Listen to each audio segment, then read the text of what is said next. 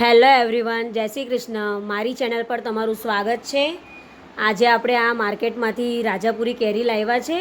1 મણ રાજાપુરી કેરી લાવ્યા છે. હવે આજે આપણે એને કેવી રીતે પકાવવાની છે ઘરે તેનું હું તમને બતાવવાની છું. બીજી હવે આ કેસર કેરી લાવ્યા છે. આ કેસર કેરી અમે 10 કિલો લાવ્યા છે.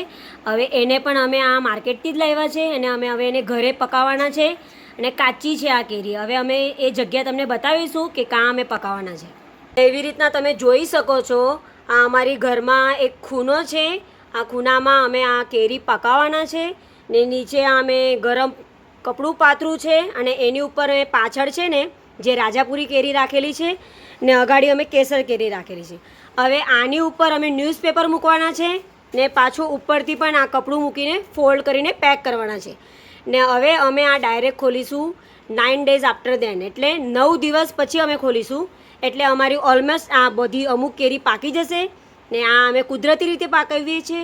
ને આ કેરી તમે ખાશો તેનો સ્વાદ અલગ હોય ને બજારની કેરી તમે ખાશો તેનો સ્વાદ અલગ હોય.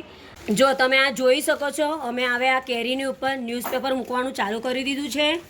આવી રીતના અમે આ કેરીની ઉપર ન્યૂઝપેપર મૂકવાના છે. ને કોઈ પ્રકારના અમે કેમિકલ વગરની કેરી લાવ્યા છે. નેચરલી કુદરતી ઘરે પકાવવાના છે. એટલે તમે આ કેરીને ચાખશો ને આવી રીતે તમે તમારા ઘરે પકાવશો તો તમને બહુ જ ભાવશે. રીતના અમે આ પેપર મૂકી દીધા છે. ઓલમોસ્ટ અમે આ કેરીને પેક કરી દીધી છે. હવે અમે આ ઉપરથી કપડું ઓઢાવવાના છે.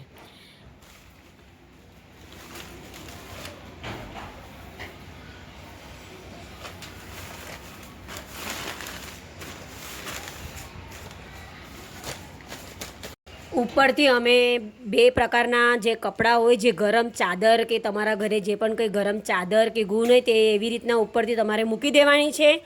ને પછી તમને આજની મારો આ વિડીયો ગમ્યો હશે તો પ્લીઝ લાઇક, શેર, સબસ્ક્રાઈબ જરૂર કરજો. Good bye.